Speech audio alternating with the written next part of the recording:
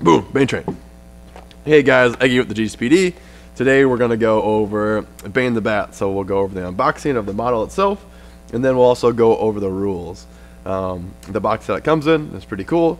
It kind of has a nice detailed paint job on the back and a good display piece. It's pretty much in line with all the other new stuff that's coming out in terms of boxing.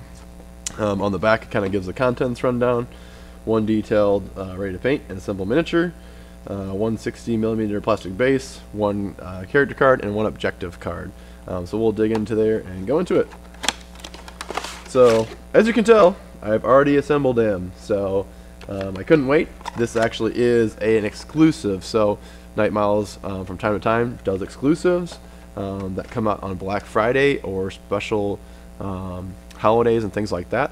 So if you didn't get in this go around, you'll probably have an opportunity next Black Friday, or probably maybe Adepticon coming up. So keep your eyes open for that, and then you'll be able to get Bane the Bat for yourself.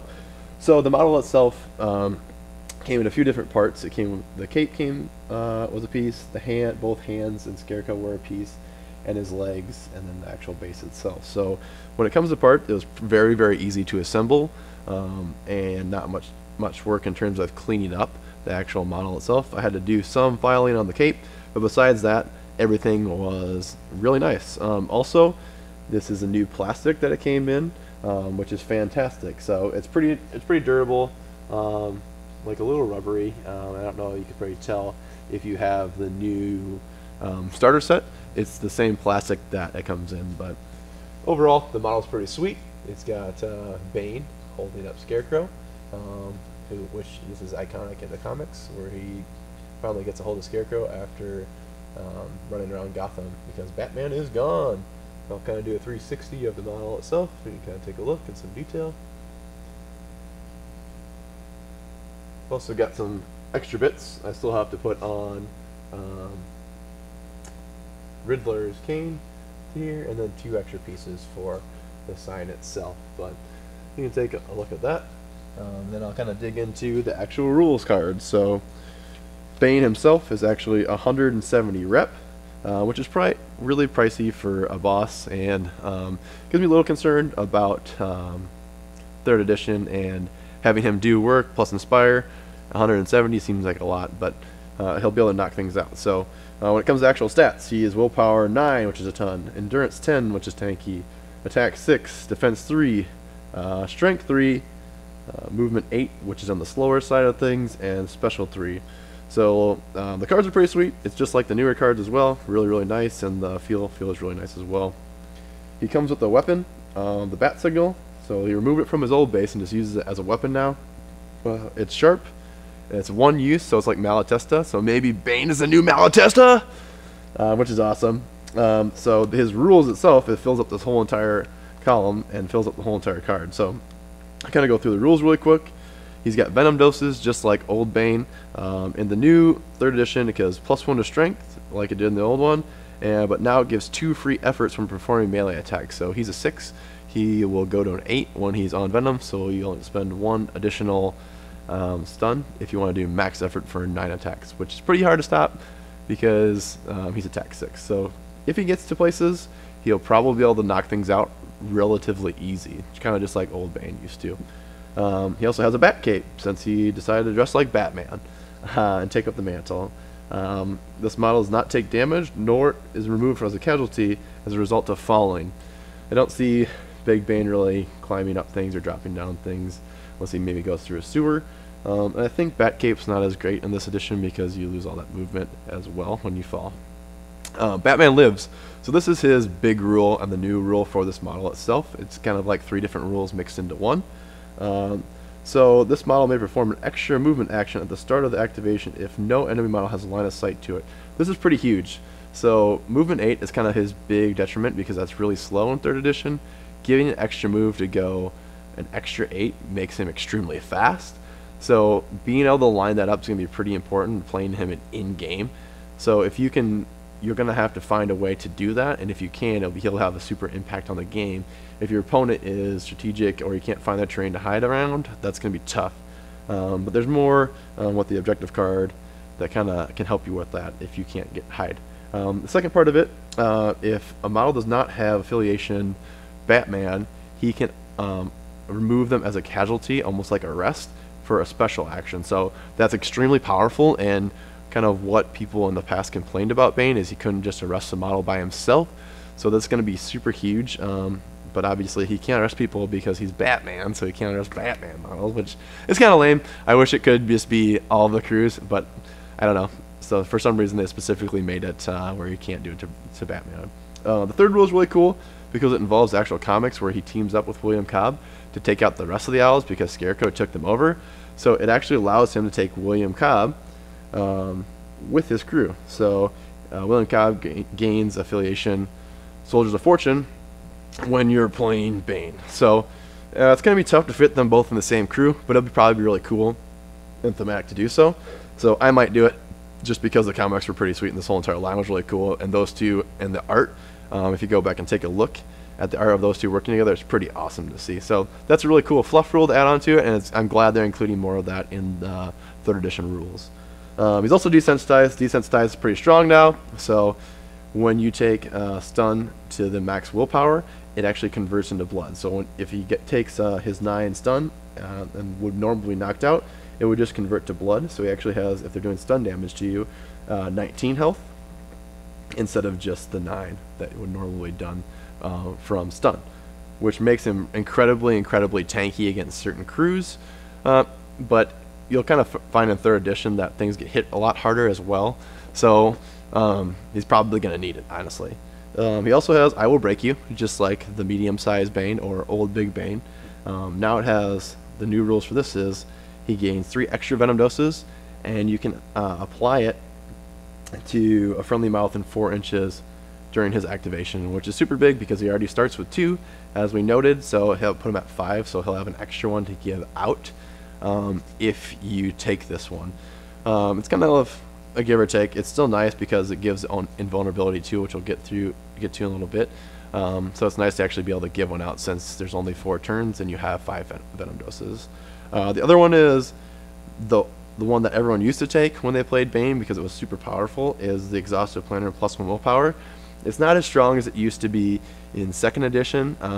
It's probably, I'll have to recheck the rule set, but I don't think it's going to be as good, and you'll probably take the other 2 over this one. The third one, which I think is really good in a 4-turn game on a model that's 170 points and needs to knock things out, is he gains Close Combat Master. So he'll get rerolls on his attacks, which is super strong and really reliable when your attack 6 in the first place. So it's really hard to block him. He's got rerolls, and he's also a master fighter, so he'll be +1 to hit. So rerolls with +1 to hit is about as reliable you get in the game, which is super awesome. Plus he'll be at a strength 2 for his strength dice, so he's probably gonna knock something out if it hits it, especially with Close Combat Master. He's also large, so every time someone does stun damage, the first stun is ignored. He's also light armor thanks to the random bits of scrap he's decided to put on his costume. So the opponents will roll 1 less die when attacking him. So he's pretty durable. I'm curious to see how durable he actually is in game. It seems on paper he's very tough, but I'm kind of curious to see if that's the case in game, since like everything does so much more damage now. It's going to be interesting to see. He has also a Mastermind. This is important. So if this model's not KO'd, the controlling player gains +1 to take the lead roll. It's really important for him because I feel like Bane himself and the guns in his list can benefit greatly from going first in a round. So like Bane can knock something out completely, or like Barsad or Kurt can get a shot off right away, which would be super beneficial. So I think Mastermind is actually very good in this edition because having the +1 to go first can be super beneficial in turns, especially when your crew is reliant on deleting other models. So I like that change, which is super nice. Also reinforced gloves, so he actually does the 2 stun damage if he already used his bat signal, which is a 1 use. Venom and Rage, which I referenced earlier, when he uses a venom dose, he is invulnerable 2 for that round, so he'll take 2 less damage coming in. Magic isn't in the game yet, so I don't know if that will remove invulnerability like it did in the past, but it's super beneficial. So at least you'll probably be ignoring 4 extra damage throughout the game, just minimum based on having the 2 doses and having invulnerability too. So it'll be interesting to see if someone can one-shot him. I'm probably going to have a gun will be involved to do that, or maybe like a Batman fully going in and like a Nightwing. That can actually do 19 damage now, which is kind of terrifying. So that's definitely potential.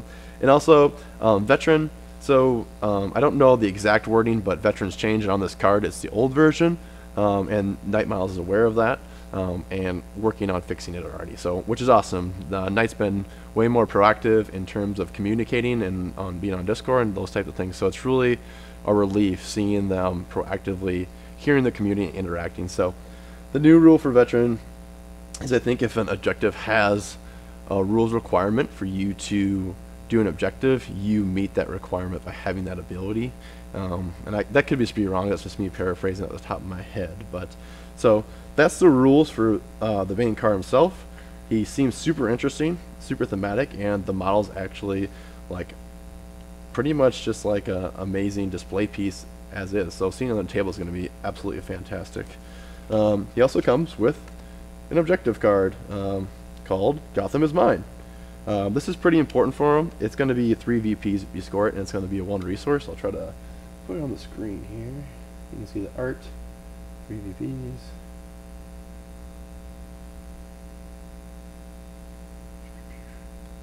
You can pause if you really need to see it. So to actually complete this, all the opponent's models with leader, sidekick, and free agent rank are KO'd and removed as a casualty. That's going to be really difficult to do if they've got multiple, like if they only have 1 leader or something like that. I feel like there's going to be a lot of sidekicks and a lot of, those only can be 1 free agent unless someone's charismatic, but it's still pretty tough to do because people will protect them. So that's going to be a hard requirement to do. That's probably Bane's main purpose, just like it used to be, is knock out some big important models to get your points back and support the crew and remove those bigger pieces so the rest of your crew can do the work. The thing that's super important, why you'll probably always take this card with Bane, is the resource. Enemy models lose line of sight to a friendly Bane the Bat model at the start of the Bane the model's activation, which is super relevant. So if you have this card, you automatically get your extra move even if they do see you. So that will go a long way. And honestly, playing 3rd ed, and if you're trying to shuffle through your cards to get to this card, is probably super important for knocking out one of their important models in the game. So super valuable. I would include it in my deck no matter what, because just to get that extra move, you get Bane where it needs to go if there's not a lot of train hide behind. So that is Bane the Bat. Fantastic model, very cool and unique rule set. I'm excited to get him on the table and see how he goes. Hey guys, thanks for watching the Bane the Bat unboxing. If you like this content, please like us on YouTube, like us on Facebook, and if you are really generous, if you could join us on Patreon at patreon.com/GCPD_podcast. Thanks guys.